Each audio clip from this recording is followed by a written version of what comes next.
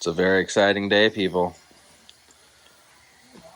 We're gonna upgrade from that, I don't even know where it comes from, chop saw brand that I got for 50 bucks, and I've just been making work. And it's good. Problem is I had broke off the lock that allows you to, oh my god, see, I've tightened it so much I can't even move it. Basically, the lever mechanism that allows it to go into the indentations to set itself to 0 and all the other different degrees broke off. So every now and then it would move itself out of the way and I wouldn't be square, and it gets really annoying. But it's also not a Dewalt, which is also really annoying. It's not a sponsor. I'd love for them to be, but I don't know. I've just always trusted Dewalt. It's a good company. They make good tools. And based off of my research, this has the best dust collection and some of the most accurate cutting for the price I wanted to spend. Now, I did get the DWS779. Saved that money. And I'm going to show you how and why I think it's a way better option than going with the 780. Because I bought the XPS Lite for 60 bucks. Saw retails at $350 plus 60. It's $410. It's a lot cheaper than 600, and I think 600 plus after tax. So yeah, with a little bit of time, it's worth it. And I am going to show you how that's going to unfold here. So watch me struggle with this box.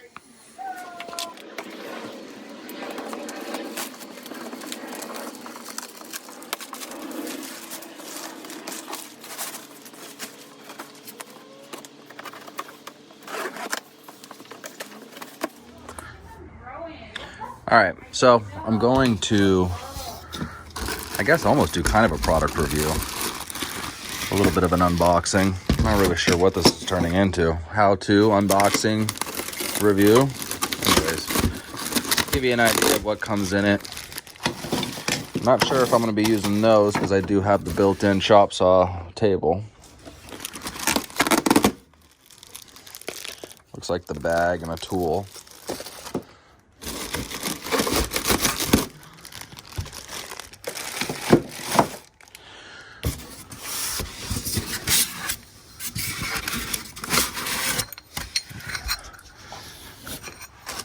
There we go. Let's get into the meat of this thing here. I'm going to check all these little crevices because I always like to hide little things inside of there.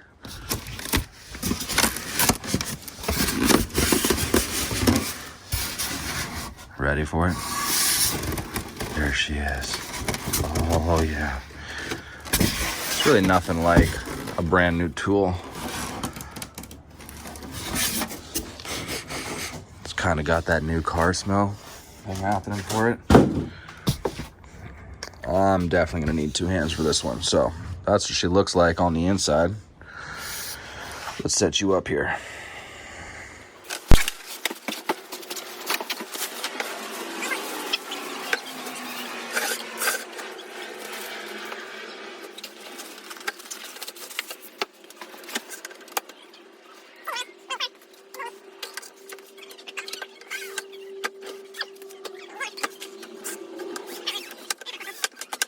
So in case you didn't see me struggling, I was looking for this fancy little button that allows you to move her. She locks so delightfully. Secondary lock. You got your pin in the back here to lock the arm. Knob back here for the slide. She works. Knob back here for your secondary angle. Oh, so nice. I've been a little reluctant to get one just because, like I said, I was making that other saw work. And I've always been a proud believer. A tool is only as good as the user. And I gotta say, I made this tool work. I may even be handing it down to a buddy who doesn't do large projects, but, you know, just wants a chop saw. It does make cuts still accurately. Again, you just have to dial it in with a speed square or some type of a square. But after you get her, she got good power. It was decent dust collection. It was just this thing. It's a Mastercraft brand. If anybody knows where they come from, I think it might be Canadian. I'm not sure. I got it off this guy, off of one of those apps that, you know, it was OfferUp, I believe. And yeah, he had it for ridiculously cheap. I literally could not pass it up. So I got her. The laser's accurate. I mean, again, the whole saw is a good saw. It's just this damn thing. And I couldn't find a replacement part for it, but I finally pulled the trigger on the big boy. And soon enough, that saw on the back, a table saw, which again is a great saw, I'm going to possibly be upgrading that too pretty soon here. I just feel like an adult, and I want to have adult tools. Stop worrying about making things work and just get the right tools for it. Alright, so now we move on to our how-to portion of the video. Did the unboxing, onto the how-to, and then we'll do a review later. I'm going to try and give you as detailed of an install on this as possible. And we'll get through this together, people. Alright, so first what you got is you got to get a new handle. Because the new handle, as you can see how it's different, takes the power supply, or aka the switch. They call it a power supply, but it's basically just a switch. So then this, I believe, there it is. This, I believe, goes right there. And then we'll have our own little on and off for that fancy new light. And then this is what it is. This is what they charge you all that extra money for. This one little piece, LED. I just really hope it's accurate and I don't have to do any kind of calibration. From what I've seen on other videos and the research I've done, you don't. You just got to basically bolt it all on. That's where the review will come in. But let's get into it.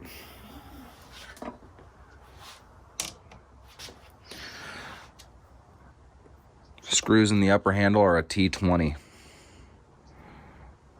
If you can see that.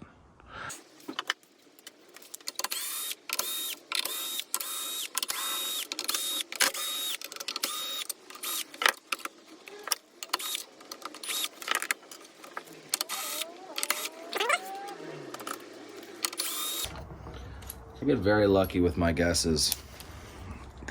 That one in the handle, if you can see that, is a T25. Comes off, nice and simple. And there's a hidden little screw back there underneath that handle.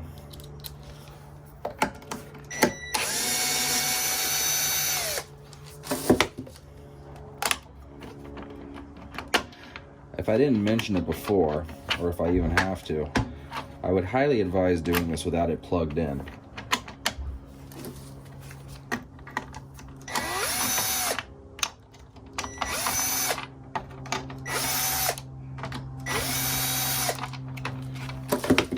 Alright, I'm gonna have to open her up.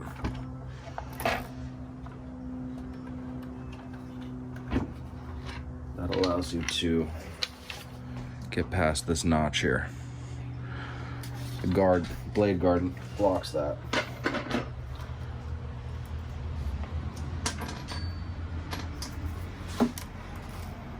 So there you have it on the inside. That's what you got working. This is your switch.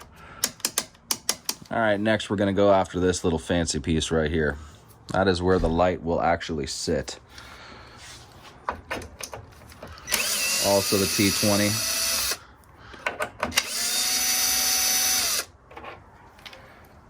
keep the screws because you're going to need them to reinstall the light. Now you got to pull off this little piece too. This is where the actual wiring for the light's going to route through.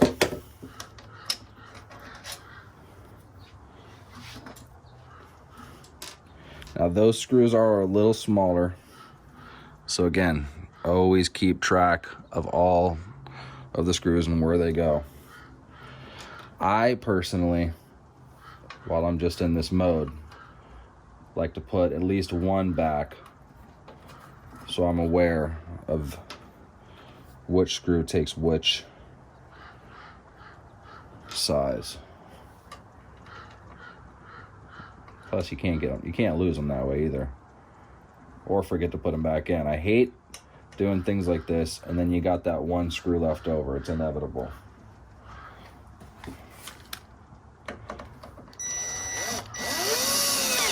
Okay.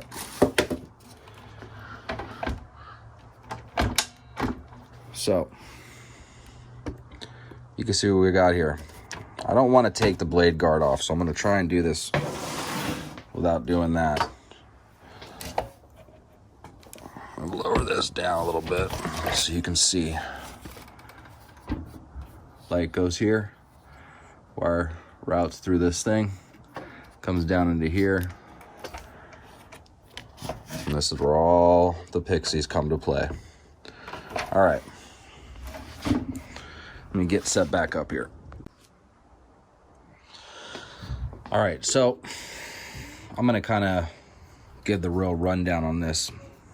You can buy a female version of this so that you wire it into this white, into this black of the switch, and then it just plugs right into here.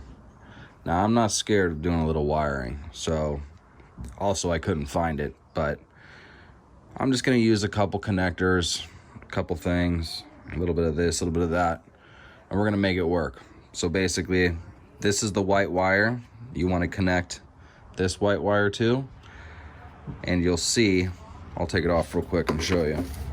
There's a T20 up here. On the switch, put your screw back so you don't lose it.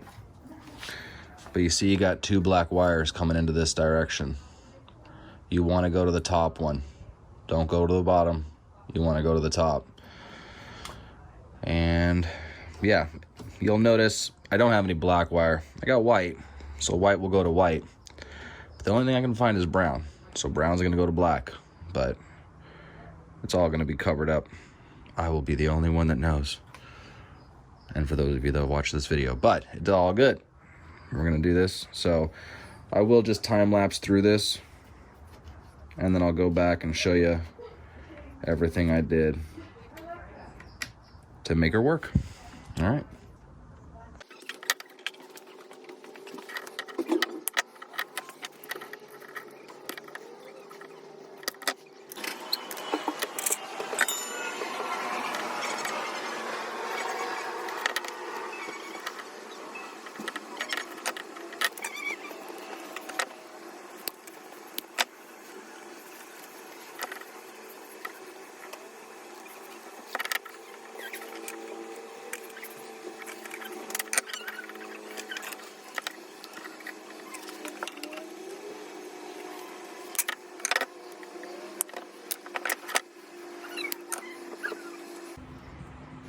All right, we're back to our overhead.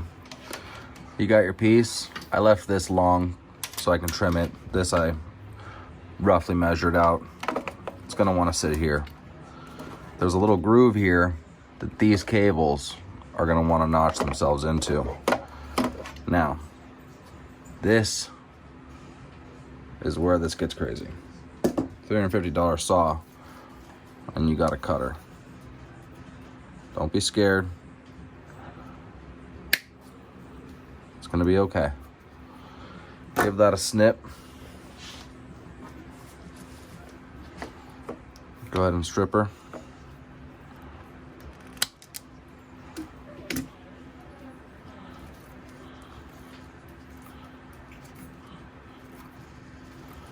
Go ahead and find yourself the female version of that connector. You're going to want to stick both of these wires in there. Now, because I don't have the right size, I'm going to have to cut some of this copper out of there, which shouldn't affect anything. You still got all the power going through the whole strand, but this is going to allow me to fit the whole piece inside of this connector. Make sure you hold on to that copper, otherwise this is going to sprinkle everywhere.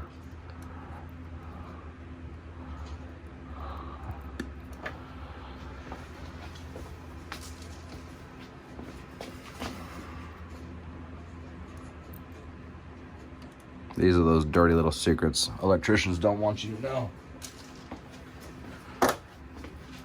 So now you got a little less wire going into the connector, but you still got the gauge, the correct gauged wire to get you to where you need to be. Slide her on in.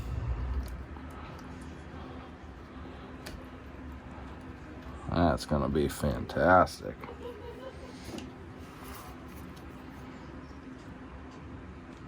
I think this is also just a good way to show you. Sometimes people get scared about doing things like this, and honestly, it's really okay. You're not going to get any less power to the saw. You're not going to lose any amps. It's going to be fine. Let's tuck these all in.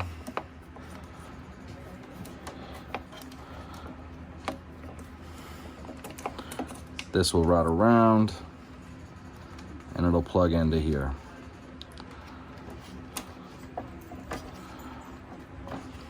I'll probably throw a little electrical tape around that, but again, you can see it literally holds itself in place. It's not going anywhere. It's not touching any other bare wires. It's going to be totally fine.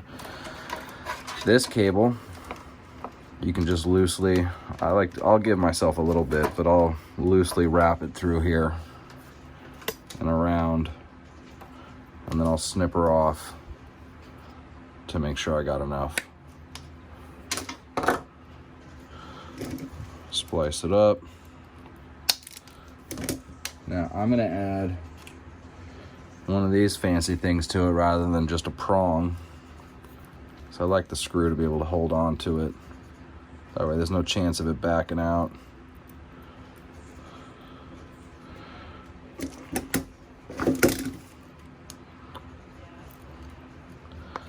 Tighten her up.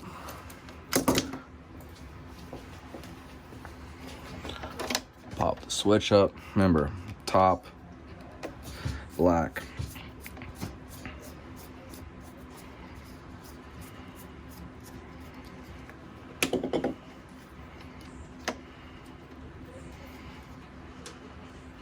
I'm going to run it behind because that's just how I'm going to do it. Come over the top.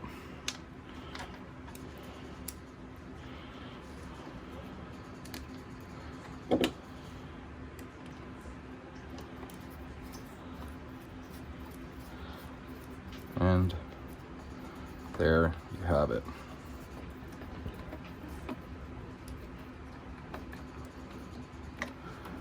So she's basically wired. You can see how that turned out. All right.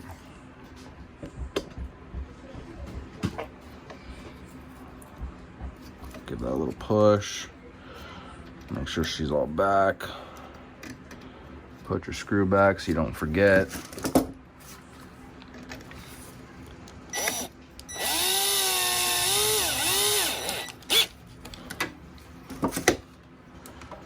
Now, you can see how this all comes together. All right, here's where this saw goes from a $350 saw to a $600 saw for 60 bucks. This right here is how you save $200. Make sure you route your wire in there correctly. You don't want to pinch it. She'll come in here, wrap around. We'll get to that in a second.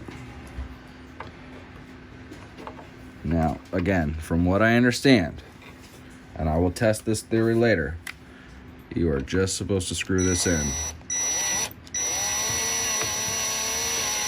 There's no alignment. There's no adjustment. Just faith.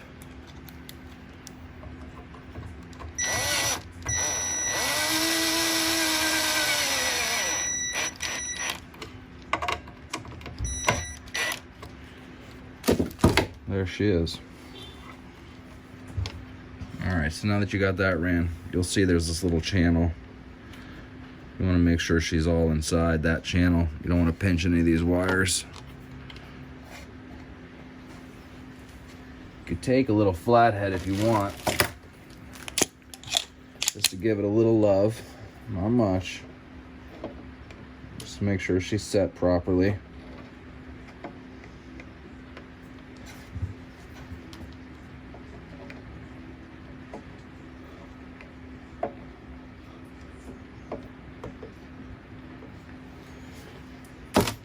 And at this point, I'm going to put this cover back on because I don't want this to pop out.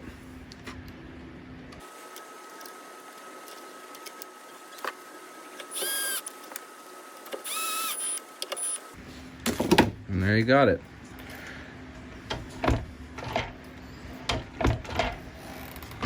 Let's come back around. All right. So here's our wire. Again, you'll notice there's tons of little grooves for this thing to all slide into. Now this does just simply, right in the bottom, this is keyed, so it can only go in one way. And she clicks right in. There you go. There you go.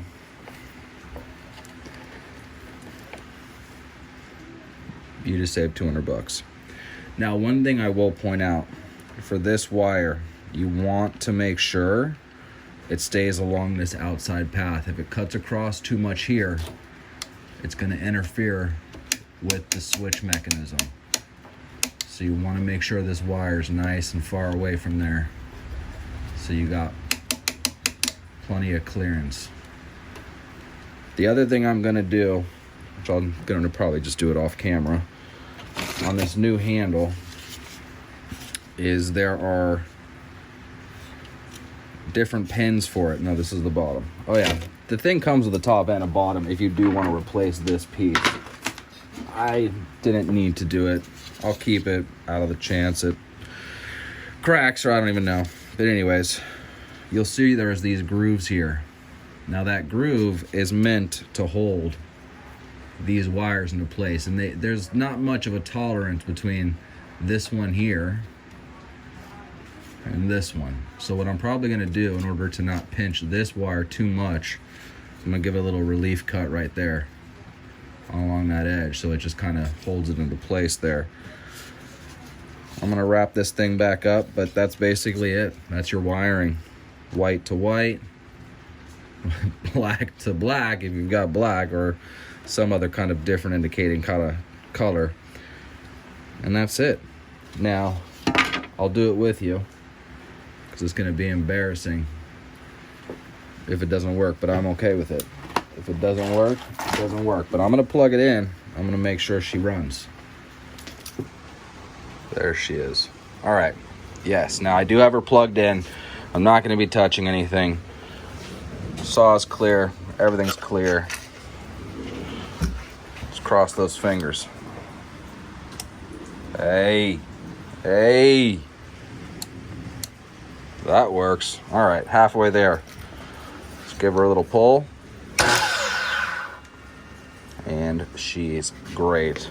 I would imagine you'd be able to see it on the camera, but you don't see the light flicker. You don't see the light dim due to drawing power. See how she looks when you open her up.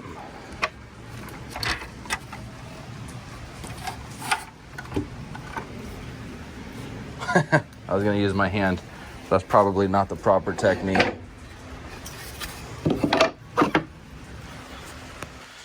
Bring her down. And there's your line. just so you can see it come and go. No line, and we got a line. Again, I'm gonna get her all buttoned up. I'll do a test cut just to make sure everything's good, make sure she's accurate. I'll get back to you.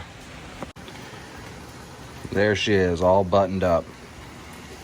Looks like we didn't even do nothing to her. But let's get to the meat of it. Now, I have not done any adjusting. I have not done any calibrating. This is the first cut. I'm gonna do it with you. Try not to hurt myself. Light on. Get on deck.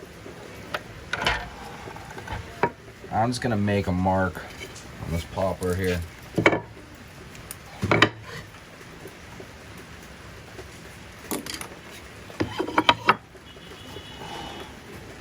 Now, the one thing I have noticed in other times that I've been using these saws, because I have used one before, I've just never owned one, is depending on the blade you've got with what kind of kerf's on it. Let's see if I can get a better grasp on the whole thing. Well, that's not going to work. Can't square you up to it because the blade will block it out, but I don't know if you can see this. Don't do this at home, but I'm going to stick my finger in here. You see how there's a line, a little bump, a line, a little bump. Now those are the actual teeth that are protruding, the kerf from the actual cutting bit on the blade. So when you go to line your mark up, you don't want to line it up to there, to that thinner line, because then you're going to take off that 32nd or whatever it may be, and your cut's not going to be exactly where you want it to be. So what you want to do, I'll rotate this around. You can see that little bump there. You want to line it up to the outside of that bump because that's where your cutting edge is. Let's give her a go.